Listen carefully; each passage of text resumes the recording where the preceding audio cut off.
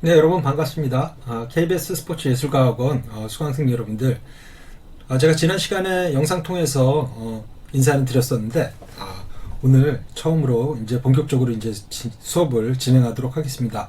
우리 사회체육개론 수업, 오늘 첫 시간 사회체육의 본질에 대해서 살펴보도록 하겠습니다. 네, 먼저 이제 용어의 정리를 좀 할 텐데요. 우리 수업은 사회치육개론입니다. 사회치육개론인데 실질적으로 우리 수업 시간에는 생활치육이라는 얘기를 더 많이 할 거예요. 사회치육하고 생활치육이 거의 사회적으로 같은 의미로 이제 사용이 되죠. 무엇보다도 우리나라는 사회치육이나 생활치육을 무엇과 관련해서 사용하냐면, 일단은 엘리트 스포츠가 있기 때문에 엘리트 스포츠 전문 체육이라고 하는 전문, 그러니까 직업으로 스포츠를 하는 그런 사람들의 영역을 이렇게 두 가지 용어로 쓰고, 그에 비견되는 개념으로서 생활체육이라든가 사회체육이라는 이야기를 합니다. 다만 요즘에는 생활체육이라는 용어를 더 많이 쓰는데 그 이유가 있습니다. 과거에는 사회체육이라는 용어를 굉장히 또 많이 쓰곤 했었는데, 자, 보시면 제가 좀 정리를 하면 1951년도에 이제 사회체육이라는 용어를 갖다 일본에서 처음 사용하기 시작했고요. 우리나라에서도 이제 60년대에 이르러서 사회체육이라는 용어를 이제 사용하기 시작합니다. 그런데 사회체육이라는 용어가 이제는 생활체육이라는 용어로 거의 이제 전환이 되어서 그 생활체육용이라는 말을 더 많이 쓰는데요. 그 이유는 정부의 행정부가 그 당시에 이제 1989년에 생활체육을 담당하던 그 부서가 이제 내무부인데, 거기서 이름을 해당 부서가 사회체육부에서 생활체육부로 이제 이름을 이제 개명을 하게 되죠. 그에 따라서 중앙정부의 내무부가 이름을 바꾸게 됨에 따라서 각 지방정부들이, 각 시도의 체육부들이 이름을 또 생활체육부로 갖다가 이름을 바꾸게 돼요. 그래서 이제 일반적으로 정부 정책상 생활체육이라는 용어를 쓰게 되면서 이제 사회적으로도 생활체육이라는 용어를 더 많이 쓰게 되겠죠. 되는 계기가 되었죠. 그래서 이제 예전에는 사회체육 지도자라고 이야기를 또 많이 했지만, 이제는 생활체육 지도자, 생활체육 지도사, 국가에서 이제 제공하는 자격증 이름도 생활체육 지도사 1급, 2급, 3급 뭐 이런 식으로 이제 나가게 되겠죠. 그래서 생활체육이라는 용어를 쓰더라도 사회체육이랑 같은 의미로 이제 여러분들이 받아들이시면 될 것 같아요. 그래서 국민 건강을 위한 스포츠, 그리고 일상 속의 스포츠, 일반 국민의 스포츠 활동을 생활체육이라고 호명하고 우리 수업 시간에도 활용하도록 하겠습니다. 자, 그렇다면 생활체육이란 무엇일까요? 먼저 체육은 신체 활동을 통해서 신체를 튼튼하게 단련시키는 그런 어떤 단련의 의미가 있죠. 뭔가 고통을 감수하고 열심히 트레이닝하고 그러다 보면 신체가 더 건강해지지 않습니까? 그런 그 체육은 이렇게 육성하는 그런 의미를 첫 번째 가지고 있고, 신체뿐만이 아니라 이런 그 신체 활동을 통해서 정신을 기르고, 또 정신을 건강하게 만들고, 그 다음에 여가를 선용하고, 여가라고 하는 것은 일상생활, 그 다음에 생존을 위한 생활, 이런 것들을 제외한 남는 시간들, 그 여가 시간을 갖다가 좀 더 풍부하고 행복하게 만들어주는 역할을 하는 것이 이제 체육인데요. 여기서 말하는 육자가 기를 육자죠. 그러니까 몸을 갖다가 기르는 교육의 의미도 사실은 있습니다. 그래서 수업 시간에 저 수업이 아니라 학교에 이제 전과 체육이 있죠. 학교 교과목에 이제 체육 과목이 있는데, 교육적인 목적을 가지고 신체를 갖다가 단련하고 또 정신을 건강하게 만드는 이런 그 교육의 목표를 가진 활동들을 또 체육이라고 이제 우리가 이야기를 하는데, 그거와 반해서 이제 생활체육이라고 한다면 건강 및 체력 증진을 위해서 행하는 자발적이고 일상적인 그런 체육 활동을 이야기하고요. 일반 국민들이 생활 가운데서 각자의 직무에 종사하지 않는 남는 시간, 여가 시간에 개인의 자발적인 참가 의지에 의해서 창출되는 운동 수요를 충족하기 위한 사회적 노력의 총체, 굉장히 복잡하게 쓰여 있는데 이런 거 신경 안 쓰셔도 되고요. 일반 사람들이 즐겁게 하기 위한 그런 스포츠 활동을 생활체육이라고 이제 여러분들이 이해를 하시면 될 것 같아요. 다만 이제 우리나라에서는 생활체육이란 용어를 쓰게 된 것, 아까 제가 말씀드렸듯이 뭐에 대한 무엇에 대한 대비를 위해서 사용하게 됐냐? 바로 엘리트 스포츠, 전문 체육과 이렇게 대비시키기 위해서 생활체육을 일반 사람들의 스포츠 활동을 생활체육이라고 이제 활용하기 시작한 것이죠. 그러니까 생활체육하면 선수들이 직업을 목적으로 하는 그런 그 전문 체육이 아닌 일반 사람들의 스포츠 참여 활동이라고 이제 생각을 하시면 될 것 같습니다. 자, 그러면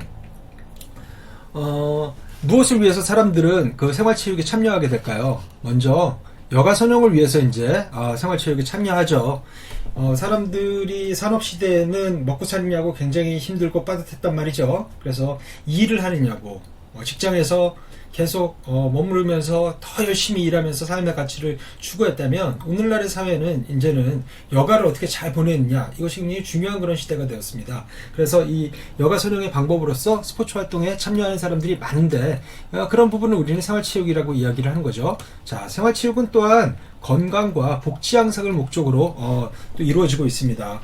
사람들이 스포츠 참여를 왜 생활체육에 참여하는가? 우리나라에서 국가에서 이제 실태조사를 하거든요. 국민생활체육 참여 실태조사라는 걸 이렇게 하는데 거기 이제 결과를 보면 사람들이 생활체육에 참여하는 첫 번째 이유는 바로 건강해지기 위해서입니다. 다들 이제 산업시대를 살아가면서 주로 이제 좌업생활을 하죠. 앉아서 이제 생활하다 보면 일단 영양은 요즘에는 굉장히 과다하게 섭취하는 데 비해서 운동할 시간은 이제 줄어들게 되다 보니까 각종 성인병 때문에 굉장히 어려움을 겪게 되는 경우가 많이 있죠. 그것 때문에 스포츠 활동에 참여하는 것 다 사실은 건강과 관련돼 있다라고 이제 얘기를 할 수가 있고요. 자, 두 번째는 이제 복지 향상이라는 얘기를 합니다. 복지 어떤 건지 아시죠? 모든 사람들이 보편적으로 인간이라는 하나의 권리를 누리기 위해서 국가가 복지 정책을 펼칩니다. 자, 그래서 우리나라도 복지 정책의 일환으로 생활체육 보급 운동을 갖다 열심히 이제 하고 있죠. 그렇게 되면 사람들이 더 건강해질 수 있고 또 삶도 윤택해질 수 있고 그런 특성들이 있기 때문에 복지 향상을 위해서 또 스포츠, 생활체육 이런 것들을 이제 보급하고 있는 것이고요. 자, 그 다음에 유아에서 노인에 이르기까지 이제 생애 스포츠라고 라이프 스포츠라는 얘기를 많이 쓰는데 전 생애에 걸쳐서 지속적으로 스포츠 활동에 참여할 수 있도록 생활체육을 또 제공을 합니다. 자, 그렇죠. 어느 특정 시기에 학교 다닐 때는 체육 수업이 있으니까 스포츠 활동에 참여를 하죠. 그러나 이제 뭐 사회에 나오면 이제 스포츠 활동에 이렇게 접할 그런 기회가 없는 그런 경우도 많이 있는데 이 스포츠 활동에 참여하는 것이 더 건강해지고 인간답게 살 수 있는 마땅히 누려야 할 권리라고 했을 때 국가는 유아부터 학교, 그 다음에 이 장년층, 그 다음에 성인들, 그 다음에 이제 장년층, 그 다음에 이제 노인들과 이르기까지 전 생애에 걸쳐서 스포츠 활동을 이제 할 수 있도록 생활체육을 제공해야 된다는 것이죠. 그래서 건전하고 행복한 삶의 목표로서 복지사회의 근간을 이루는 그런 스포츠 활동, 이런 것들을 생활체육의 개념이라고 보시면 되겠고, 마지막으로 생활체육은 자발적인 의사죠. 누가 시켜서 하는 것이 아니라 내가 좋아서 내 건강을 위해서 참여하는 그런 개념이라고 보시면 되겠습니다. 자, 지금 오늘날 사회는 생활체육이 굉장히 중요한 개념으로 이제 등장하기 시작했어요. 왜냐하면 과거에 비해서 먹고 사는 거는 많이 좋아졌단 말이죠. 왜냐하면 과학기술 발달하고 또 풍요로운 시대가 됐어요. 대량 생산이 이루어지고, 그래서 사실은 먹고 사는 것들은 과거에 비해서 많이 풍요로워졌지만 반면에 이런 자동화, 정보화 이런 것들이 오히려 운동 부족 현상을 가져오고 또 늘어나는 여가 시간을 어떻게 채울 것인가에 대한 고민도 가져오고, 자, 그래서 이런 그 풍요로움이 제공된 반면에 운동 부족, 소외, 환경오염, 생활공간의 협소, 이런 문제들을 이제 초래하게 되었고, 특히 성인병이 증가하게 되었다는 거죠. 이런 여러 가지 문제들, 운동 부족, 소외, 환경오염, 생활공간의 협소, 성인병, 이런 것들이 사회 병리 현상이라고 합니다. 사회적으로 문제가 되는 많은 현상들이 일어나게 됐어요. 이런 문제들을 어떻게 해결합니까? 바로 생활체육에 참여함으로써 더 건강한 사회를 만들기 위해서 노력하는 것이죠. 자, 그래서 생활체육이 굉장히 중요한 개념으로 등장하였다. 뭐 밑에도 이제 같은 얘기죠. 산업화의 진전에 따른 노동구조의 변화, 육체활동의 감소, 여가시간의 증가, 이런 것들이 생활체육과 현대인의 삶을 밀접하게 만들어주는 그런 배경이 되었다고 할 수가 있겠습니다. 네, 다음은 생활체육의 등장 배경을 한번 플로우 차트를 통해서 살펴보도록 하겠습니다. 자, 먼저 예전보다 이제 그 삶의 예전보다 노동 시간이 이제 줄어들게 되면서 여가 시간이 이제 확대되게 돼요. 여가 시간이 더 훨씬 더 이제 늘어나기 시작했죠. 2000년대 초반부터 우리나라는 주 5일제 근무제를 이제 도입했습니다. 예전에는 토요일까지 이제 근무를 했다고 한다면 이제는 다 모든 사람들이 금요일까지 근무를 하고 토요일, 일요일은 주말 헐리데이로 이제 보내는 것이죠. 위크엔드로. 자, 그리고 작년 2019년부터는 주 52시간 근무제를 정부에서 이제 실시하고 있어요. 자, 일주일은 이제 52시간만 이제 일하면 되는 거예요. 과거보다 점점 노동시간은 줄어들고 여가시간은 확대되고 있는 그런 추세죠. 자, 그렇다면 이 남는 여가시간을 어떻게 활용을 할 것인가 라는 문제가 이제 대두되게 되었고, 두 번째, 사람들이 삶의 질을 향상에 대한 욕구가 이제 점점 늘어나기 시작했다는 겁니다. 어떻게 하면 우리의 삶의 질을 더, 삶의 퀄리티를 더 높일 수 있을 것인가, 어떻게 건강하고 행복한 삶이 누릴 수 있을 것인가? 생활체육은 이거에 대한 좀 해답을 갖다가 이제 제시하고 있다고 할 수 있겠고요. 자, 그 다음에 과거에 비해서 생활체육이 많이 발전했습니다. 시설도 많이 이제 들어서게 되었고, 또 생활체육 상업시설에서 제공하는 생활치유 그런 프로그램도 많아졌고요. 또 국가적으로도 많은 지도자들이 이제 배출되면서, 예전에는 이제 그 생활치유에 참여하는 사람들이 별로 없었다고 한다면, 이제는 많은 사람들이 생활치유기 가장 삶에 있어서 중요한 요소라고 생각을 하게 되었다는 것이죠. 자, 그 다음에 건강저해 요인이 많이 이제 또 증가하기 시작했죠. 요즘에도 우리가 이렇게 온라인 강의를 하기 시작한 것도 사실은 코로나 사태 때문에 그렇지 않습니까? 이 코로나 사태를 이겨내기 위해서, 물론 이게 이제 예기치 못한 그런 전염병이고 그거에 대한 아직 백신도 개발되지 않았습니다만, 결국은 이런 병들도 면역력을 증가시켜 가지고 이겨낼 수 있는, 사실 개인적인 체력을 키워놓는 것도 굉장히 중요한 이제 문제가 되는 것이죠. 이런 건강 저해 요인들이 사실은 코로나 말고도 이 사회에 굉장히 많이 있다라는 것. 그래서 우리가 뭔가 의도적이고 계획적인 신체 단련을 할 필요가 있다. 바로 그것이 생활치유에 참여하는 직접적인 동기로 사람들한테 작용을 하고 있는 그런 상황이라고 할 수가 있겠습니다. 자, 이와 같은 사회 변동 요인들이 오늘날 생활치유의 중요성을 부각시키고 있다고 말씀을 드릴 수가 있겠네요. 자, 그렇다면 생활치유, 이건 이제 말하자면 일종의 운동이라고 이제 말씀드릴 수가 있는데, 운동이란 뭡니까? 사회적으로 이런 그 일반 사람들이 스포츠 활동에 참여하는 그런 분위기도 만들고 정책적으로도 지원하고, 그래서 참여율도 높이고 이것을 통해서 삶의 질도 높이고 각종 사회 문제도 해결하는 뭐 이런 생활치유 운동을 전개하자, 하나의 슬로건으로 던져놓고 우리 한번 이런 사회를 만들어보자 하고 이제 전개를 하는 것이죠. 으쌰으쌰하면서. 자, 이런 생활치유 운동은 무슨 의의가 있을까요? 자, 사회 구성원들 개인적인 측면에서 볼 때는 개인의 욕구 충족, 그리고 자아 실현에 그런 의의가 있을 것입니다. 스포츠에 참여하고 싶은 그런 욕망들이 있죠. 그렇게 해서 더 건강해지는 것도 있고, 거기서 또 즐거움을 만끽하는 것도 있고, 또 생활치유, 뭐 예를 들어서 사회인 야구에 참여해서 거기서 에이스 투수로서 활동함으로써 학창 시절에 이제 못다 이룬 꿈을 갖다가 실현할 수도 있는 이런 개인적인 측면들의 의의가 있을 것이고요. 또 사회적인 측면에 의의가 있습니다. 사회적 측면의 의의는 복지와 밀접한 관련성이 있는데요.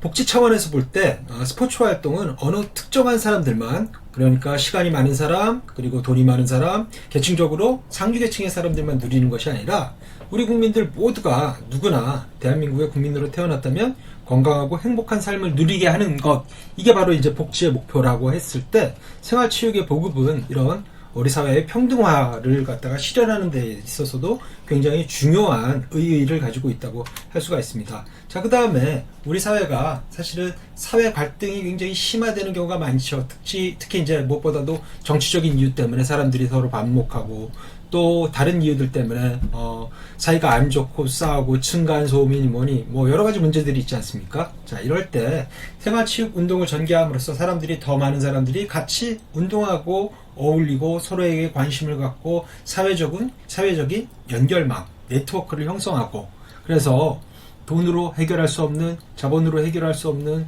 다른 국가 영역에서 다른 노력으로 해결할 수 없는 부분들을 생활치육 운동으로 해결할 수 있다는 것이죠. 그래서 생활치육 참여를 통해서 세대 간 그리고 세대 내 통합을 이룰 수도 있고 각종 사회적 갈등들도 해소할 수 있다. 그래서 생활치육 운동이 가지고 있는 여러 가지 의의가 있다고 할 수가 있겠습니다. 자, 다음은 두 번째 이제 생활치육 운동의 의의인데요.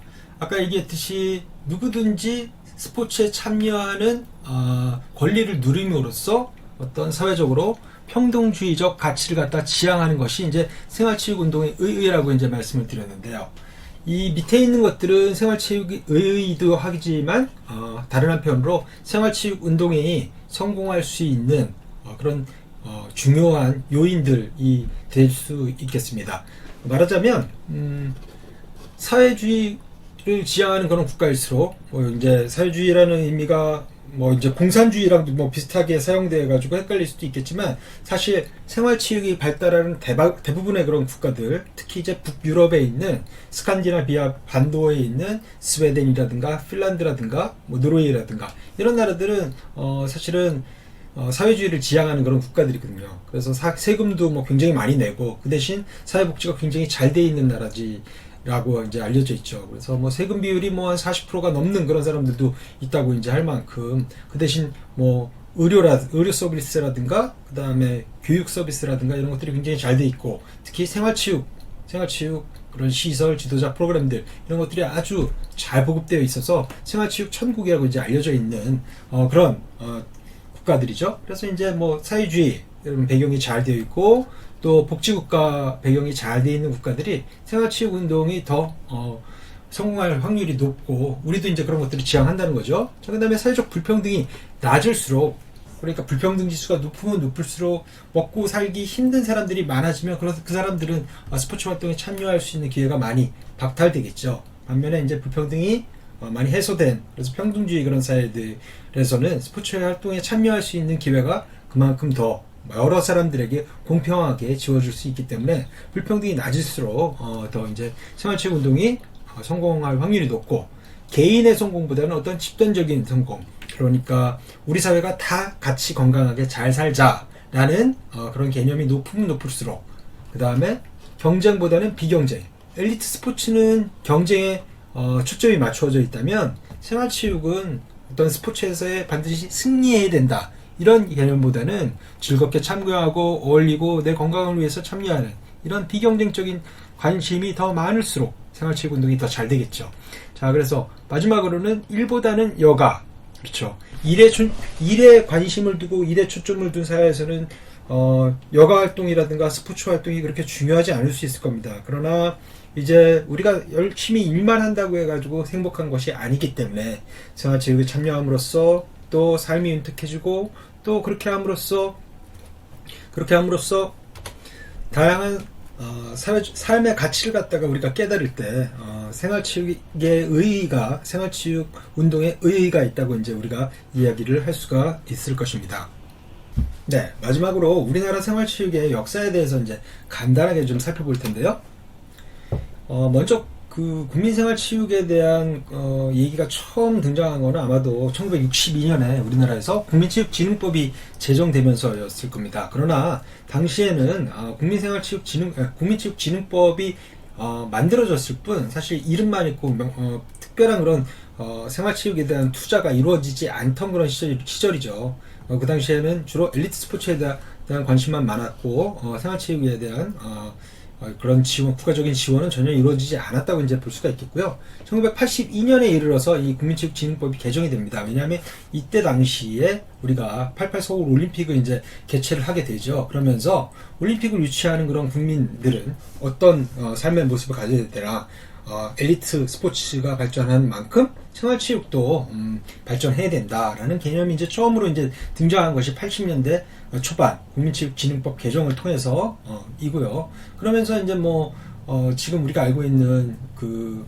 한강 주변에 체육공원들이 이제 처음으로 이제 만들어지기 시작했고 이 80년대 중반부터 생활체육 동호회들이 이제 많이 이제 만들어지기 시작했고 그다음에 민간 차원에서 85년도에 한국사회체육진흥회가 창립되고 그리고 그래서 90년대 이후에는 이제 용어를 사회체육에서 생활체육으로 이제 아까 바꾸게 되었다. 이런 얘기도 이제 말씀드리게 되었고, 그 다음에 이제 올림픽 이후에는 처음으로 생활체육 정책, 국가 정책이라고 할 수 있는 호드리 계획이라는 게 이제 나오기 시작하고, 그 다음에 91년도에는 국민생활체육협의회라는 이름으로, 얼마 전까지 국민생활체육회라는 이름으로 활동했던 그런 그 민간단체가 만들어져서 생활체육 운동을 갖다가 본격적으로 전개하기 시작하죠. 자, 여러분들 아마 7330 캠페인이라고 들어봤을 겁니다. 자, 7330 하면 뭐죠? 여기 나와있지만 일주일에 3번 이상 하루에 30분 운동한다. 일주일에 3번 이상 하루에 30분 운동합시다. 라고 일종의 생활체육 캠페인을 이제 전개하는 건데, 바로 이 캠페인을 전개한 그런 단체가 바로 국민생활체육회예요. 이 국민생활체육회가 사단법인 형태로 이제 오랫동안 유지가 되어 오다가 2016년에 국민생활체육회가 대한체육회와 단체 통합을 이제 이루게 됩니다. 아까 얘기했듯이 91년도에 설립되었던 국민생활체육회는 생활체육을 맡아서 이제 관장하던 생활체육 현재 풀뿌리 조직을 갖다 많이 만들었던 그런 단체였는데, 이제는 대한체육회와 국민생활체육회가 통합돼서 통합체육회, 정식명 찍은 그냥 대한체육회죠. 통합체육회가 이루어짐으로써 이 엘리트 스포츠와 생활체육이 하나의 단체에서 이제 다루어지게 된 것이죠. 그래서 단체 통합으로 인해서 이제는 생활체육 국가행정기구라고, 이제 국가에서 이제 주로 맡아서 하는 그런 기구라고 하면 이제 대한체육회를 이제 얘기를 할 수가 있게 되었습니다. 자, 그래서 대한체육회하고 국민생활체육회의 통합을 계기로 해서 대한체육회 가맹단체인 종목별 협회들도 각 시군구에 존재하던 생활체육 조직과 모두 통합되었습니다. 이제 그래서 생활체육을 따로 이렇게 관장하는 그런 기구들은 각 시군구에 이제 기초단체죠. 각 시군구에 존재하지 않고, 배드민턴 협회라고 하면 어느 시에 있는 배드민턴 협회, 어느 시에 있는 축구 협회라고 하면 그 협회에서 생활체육도 담당하고 엘리트 체육도 담당하는 이런 단체 통합을 통한 엘리트 체육과 생활체육 간의 어떤 연계를 갖다가 강화시켜야 된다라는 취지의 정책이 추진되고 있습니다. 자, 그래서 과거에는 생활체육은 생활체육만 하고 엘리트 체육은 엘리트 체육만 하고 이렇게 분리돼서 이제 국가에서 운영을 했다고 한다면, 이제 국가적인 정책이 원하는 것은 바로 그런 것들이 아니죠. 넓은 풀뿌리 생활체육 조직을 만들어서 거기서 열심히 하다 보면 뛰어난 선수들이 나오고, 그 선수들이 생활체육 바탕에서도 엘리트 선수로 자연스럽게 이제 발전해 나갈 수 있는 스포츠 거버넌스를 만드는 것이 이제 국가 정책의 방향이라고 이제 말씀을 드릴 수가 있겠고, 처음에는 국민의 여가 활동이라든가 건강 증진, 그다음에 삶의 질 제고를 위해서 이제 추진되었던 생활체육이 이제는 그 바탕을 통해서 엘리트 선수들도 육성하는 이런 방향으로 정책 전환이 이루어지고 있는 상황이다라고 말씀드릴 수가 있겠습니다. 네. 지금까지 이제 생활체육이 어떻게 이제 사회체육에서 용어가 전환이 되었고, 그 다음에 어떤 사회적 배경에서 생활체육의 중요성이 부각되었는지, 그 다음에 생활체육 운동의 의의, 그리고 간단한 우리나라 생활체육의 역사 등에 대해서 살펴보았는데요. 자, 오늘 수업은 이제 여기까지 이제 하도록 하고요. 다음 시간에 또 알찬 내용으로 여러분들 만나보도록 하겠습니다. 여러분들 지금까지 수업 듣느냐고 대단히 수고 많았습니다. 수고하셨습니다.